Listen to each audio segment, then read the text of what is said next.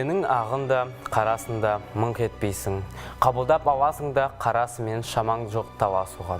Депті Мұқағали ағамыз.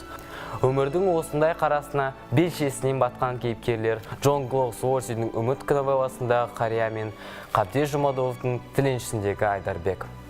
Бірі Англияда 19 ғасырдың басында, екіншісі 20 ғасырдың аяғында Қазақстанда өмір сүрген. Араларын мыңдаған километр, жүздеген жылдар бөліп тұр. Сонда оларға не ортақ? Тағдыр. Олар қайыршылар. Бірақ олар қол жайып қайыр сұрайтын емес. Шамалары келгенше еңбектенеді. Қария Зиягүлдің тұқымын батсатса, жасы 40-тан асқан Айдарбек гармон ойнап, тиын тебен табады.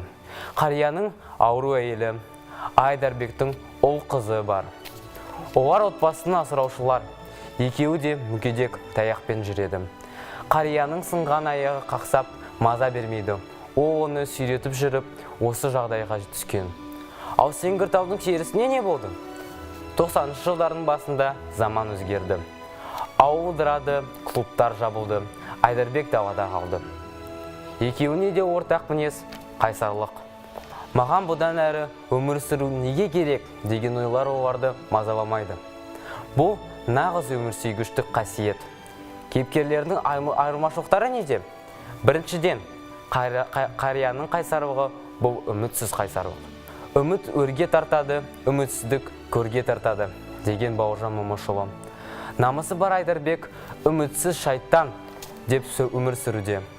Екіншіден, ағылшын атамыз оқымаған қарапайым балықшы болса, Айдарбек текті жердің баласы, кәсіби ортада білімді, интеллигент.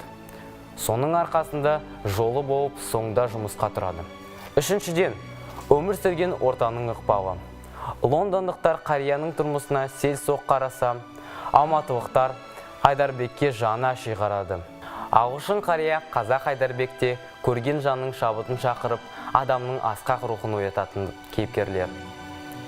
Басқа түскен қасіретті табандылықпен көтеру екінің бірінің қолынан келе бермейді. Ұлы Абай. Дүниеде жалғыз қалған адам адамның өлгені.